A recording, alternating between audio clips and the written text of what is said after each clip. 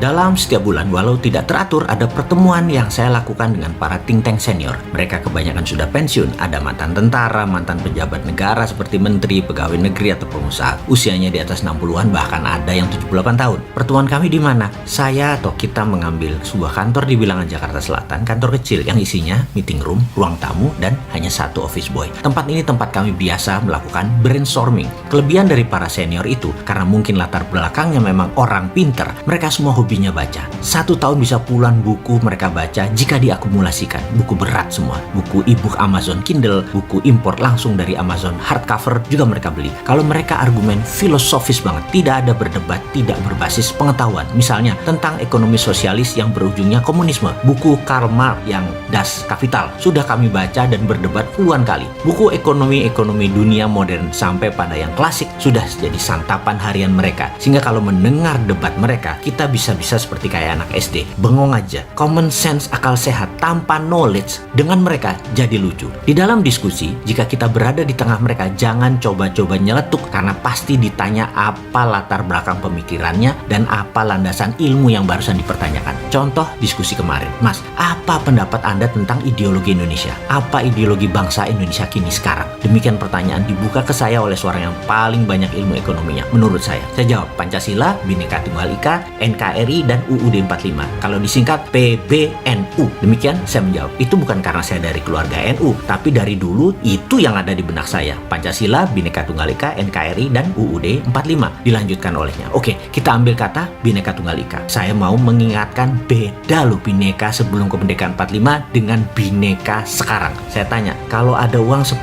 triliun di kas negara, bagaimana membaginya agar adil? Berdasarkan apa membaginya agar adil? Berdasarkan agama kah? Islam pasti yang terbesar. Berdasarkan suku kah? Jawa pasti yang terbesar. Berdasarkan domisili, Pulau Jawa yang terbanyak. Dengan cara begini, Papua yang nggak akan pernah dapat apa-apa. Minoritas di semua sisi. Secara suku minoritas, secara agama minoritas, secara wilayah minoritas, secara penduduknya minoritas juga di Pulau Papua. Di mana keadilan kalau dipakai berdasarkan kalkulasi seperti itu? Fahamkah bernegara itu yang namanya harus adil? Hanya orang berilmu dalam baru bisa paham adil itu bagaimana, bukan sekedar adil itu apa. Dia melanjutkan, lihat saja kekayaan Papua dari Freeport. Membaginya bingung kan? Lalu bagaimana keadilan itu ditegakkan? Bagaimana equality itu ditegakkan? Jadi sebelum kemerdekaan tahun 45, gabungan Indonesia adalah karena common sorrow, menderita bersama, jadi merekat. Kalau teori matematikanya penjumlahan, gabung itu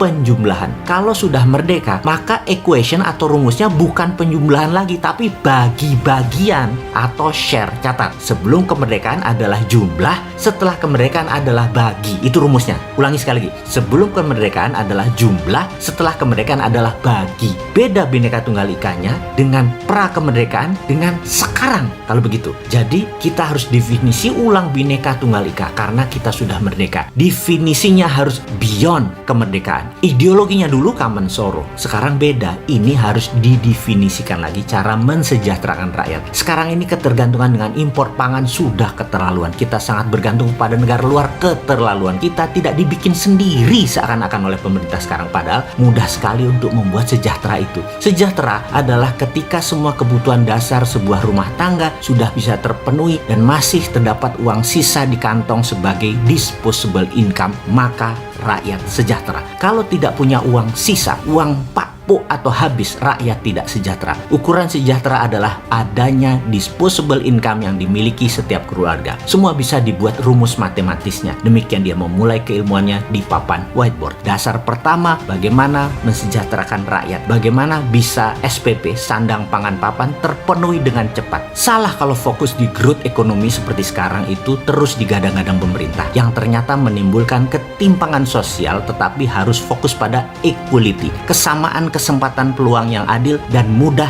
dicapai. Nah, kalau dia udah ngomong kayak gini, saya selalu bengong karena sering nggak paham. Pebisnis dipaksa memahami tata kelola bernegara. Coba, orang kayak saya ini kan pebisnis. Tata kelola negara itu benar-benar ribet bagi saya. Walaupun simple banget logikanya, mudah diterima, tapi memang harus difahami oleh banyak orang, terutama penyelenggara negara. Dan sementara orang kayak saya berusaha menelannya aja sudah susah. Jadi, saran kita harus bagaimana? Saya bertanya seperti kebiasaan saya. Pertama, definisi ulang Bhinneka Tunggal Ika, definisi ulang Pancasila. Panji negara juga harus didefinisi ulang, dimaknai baru, diurai baru. Dia melanjutkan, sama seperti impian. Kalau impian kamu sudah tercapai, rekening di bank sudah 10 digit, posisi jabatan baik, keluarga baik, kesehatan baik, maka kamu harus membuat impian baru yang lebih powerful lagi. Kalau tidak, kamu akan dry out, kering hidup kamu, tidak berwarna hidup kamu, tidak colorful, tidak live the life, garing, kriuk kata anak sekarang. Filosofi bangsa inilah yang membedakan bangsa satu dengan bangsa yang lain. Yuk, siapkan negara Indonesia ini menjadi pemenang nomor 1 dengan kekuatan kendali atas pangan, dengan membangun food integrated industrial complex.